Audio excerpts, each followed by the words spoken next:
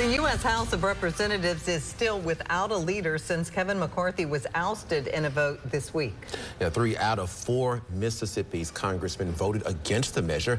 Among them was Congressman Michael Guest. Now, 12 News senior political correspondent Richard Lake sat down with the Republican congressman. They talked about how House Republicans are feeling amidst their party's infighting, odds of getting a budget passed, and who he is supporting for the next Speaker of the House.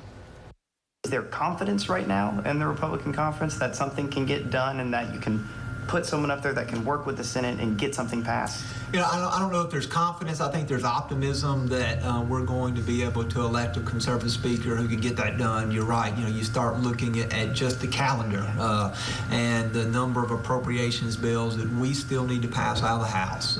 We know that once those bills are passed out of the House, we then have to marry up the House version with what the Senate is proposing, and then come back and vote on those bills again, hopefully individually, not an omnibus appropriations process, which we've seen in the past, where you lump all 12 appropriations bills together and it's an up or down vote. Also would hope that we wouldn't see what they call mini buses, where they're combining 3 or 4 appropriations bills and requiring you to vote on those. Those are things that, as we look to get back to regular order, that we're trying to get away from. We want to make sure that our Speaker will hold the Senate to the fact that we're passing individual appropriations bills. We don't want to get jammed by the Senate. We don't want the Senate to send us an omnibus bill that we have to vote on. We want to be able to vote on those bills individually. And so you're right. As you look at the calendar, the days are quickly fading away. The 45-day extension will be gone quickly. And we also don't know that we're going to elect a speaker on the first ballot. All it takes is 5 Republicans to vote for someone else other than whoever the Republican nominee is.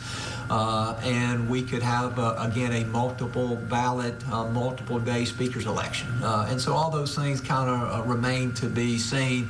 You know, there is optimism that we can get this process done quickly, maybe not first ballot, but first day, which would allow us to get back to doing the business of the American people. Who are you supporting right now? What do you want to see in a new speaker? You know, at this time, I'm not committed to any of the candidates who are running. I have great respect for both Jim Jordan and Steve Scalise.